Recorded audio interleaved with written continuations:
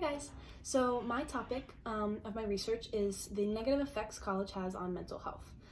So with that, without the proper care and awareness of mental health within any student population at any university, it can cause drastic outcomes. So throughout my presentation, I will show a few charts and a few graphs that will help explain through numbers that about how significantly students are at risk, how much they are affected, and how little they feel helped. So with that, moving to my three main ideas.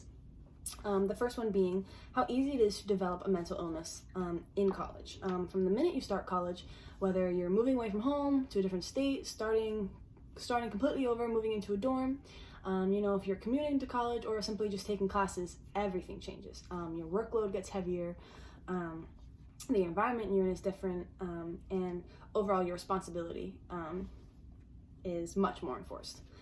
That kind of adds on to how extremely easy it is to get stressed out, to fall behind either in class, in sports, if you're working a job, and overall it adds to people who can lose hope, and it kind of creates a whole snowball effect that keeps going downhill. My second main idea is the minimum effort that universities put into helping students. So all schools have counselors and counsel programs for students who are comfortable enough and who feel safe enough to reach out and get that help. Unfortunately, the amount of students suffering who don't seek help is alarming. And it needs to be taken into consideration for schools and organizations to improve the well-being of those students. So my third main idea includes resources, strategies, people, and things that help reduce stress, anxiety, and other forms of mental illnesses. So this could include a hobby or activity that helps take your mind off things and gives your brain a break, or it could be a counselor, parent, or friend, someone you feel comfortable with and safe enough to kind of talk freely with and just get some things off your mind. So with that, I have some charts. My first one being with NCAA Division I athletes. I put this in here kind of to just add a perspective, not only just with college students taking classes, but with students in other organizations, including sports. The first chart goes off of the percentage of symptoms that the individual could be having, and then based off of the sport down below. The red is the women, the blue is the men. Moving on to my second chart here. It is from collegestats.org, and that is a mental health guide for college students. So it was a study done by the National Alliance on Mental Health Illness. Demonstrates that 75% of students who suffer from depression do not seek help. 44% of college students have already reported depression symptoms, and then the last one over here is that suicide is the third leading cause of death in college students. So then down below that, I know it's a little hard to see. This one shows that there is much more room for improvement to help the satisfaction of students after leaving the mental health services. So although that the number of students that feel helped is generally okay, it's not enough for how much these kids are affected, and how much more they can be helped. And then moving on to my last one over here is kind of just to help people become aware of the symptoms of severe stress. This being that could be trouble concentrating, headaches, anxiety, anger, stomach problems, teeth grinding, muscle tension, skin irritation, and much more.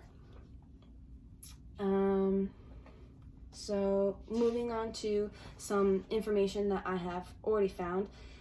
These are just 3 that I got off of the Eastern Florida Library database. The first one being a Journal of Mental Health that was in 2018. These studies conducted stated that within the past decade highlighted the increased trend in psychological problems in college students, as well as how psychological stress among college students is significantly higher than the general population overall. Moving on to my second bullet point, this study was called Understanding Campus Culture and Students' Coping Strategies for Mental Health Issues, done in 2017. This one included the stigmas regarding mental illnesses on campus, and the researchers would go around asking students on campus about how they felt about the stigmas regarding it. One student answered, "I think the university is a part of the world, and there is stigma surrounding mental health everywhere. So if there's stigma elsewhere, there is stigma at the university." That kind of explains how students feel uncomfortable, and how they feel that these stigmas are in the way of them reaching out for help. This study wanted to help kind of shed light on that and help improve it, to reduce those and to reduce the stigmas surrounding campus. My last bullet point, this study was called The Depression and Anxiety Stigma, Shame, and Communication about Mental Health Among College Students. So this was kind of about the impacts on student success rate. The depression and anxiety disorders can have a severe impact on students' ability to complete their undergraduate education. The study found that 62% of college students who dropped out related it to mental health issues. So from there, some things that I found most interesting, the students are extremely afraid to reach out. I think that is definitely number one. I feel that once students start coming forward and start trying to get the help that they really need, for one, the stigmas are going to reduce, and a lot of the problems will reduce as well. Another thing that I found very interesting is that there are so many cases that are undocumented. So many students who are not surveyed that are experiencing these symptoms, who are experiencing these problems, and who need the help, but nobody knows, so nobody can help them. Another interesting fact that I found that is about 1 in 3 college freshmen reported having suffered from mental health disorders in the years leading up to their arrival at college. So this has started for some students before college, and not just students within the US, but students also in 8 industrialized countries around the world, which was reported by the World Health Organization. Another one is the average age these issues start is about 14 years. So students are already experiencing these symptoms, are already experiencing these problems before college. It is just that the amount of stress every college student is under really emphasizes all of these problems that they are having. So as well as the schools, they're not actively helping the students, and they are not providing the resources for all the conditions that are in all different students. There are so many different kinds of mental illnesses, and there are so many different students that are suffering from them that need to be helped in different ways.